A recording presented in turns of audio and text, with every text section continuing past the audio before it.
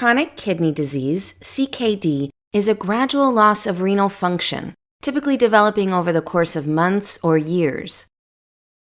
Many conditions, both within and outside the kidneys, can cause progressive damage to the kidneys over time, leading to CKD. Of these, most common are diabetes and hypertension, both of which directly damage blood vessels within the kidney, destroying renal tissue.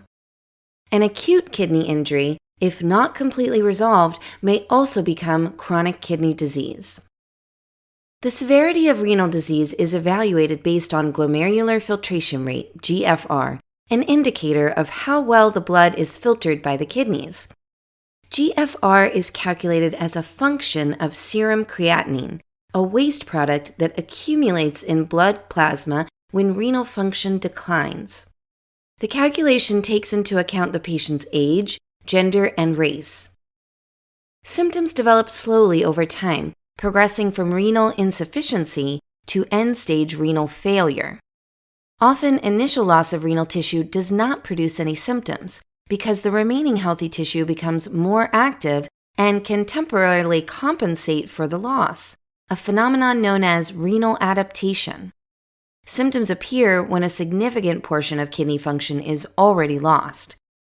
The ability to concentrate urine is usually the first to be impaired, resulting in frequent trips to the bathroom, especially at night. Other early signs include fatigue, loss of appetite, and decreased mental ability.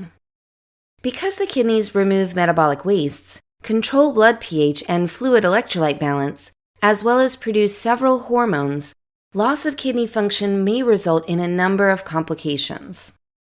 Accumulation of toxic nitrogenous waste can cause a range of symptoms, from nausea, vomiting, to confusion and seizures. Reduced excretion of hydrogen ions leads to increased blood acidity, or metabolic acidosis. Reduced excretion of potassium results in potassium overload in the blood, or hyperkalemia, which may cause cardiac arrhythmias.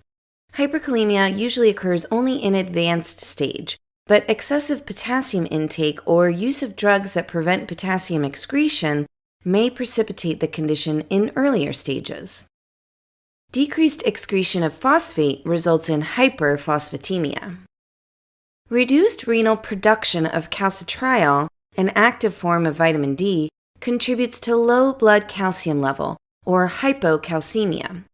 Low blood calcium stimulates production of parathyroid hormone, PTH, by the parathyroid gland. PTH promotes calcium release from bones in an attempt to raise blood calcium. This sequence eventually leads to an overactive parathyroid gland, or secondary hyperparathyroidism, which can develop before hypocalcemia occurs.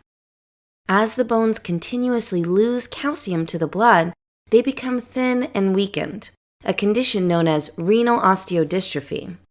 Symptoms include bone and joint pain and increased risks of fractures. Reduced renal secretion of erythropoietin, a stimulating factor for red blood cell formation, can lead to anemia. Diagnosis is based on renal function tests, which include blood and urine analysis. Ultrasound is performed to detect renal obstruction. It may also help in distinguishing chronic kidney disease from acute kidney injury based on kidney size. Treatments aim to control the underlying condition, address the complications, and involve certain nutrition supplements and restrictions. End-stage kidney disease requires dialysis or kidney transplantation.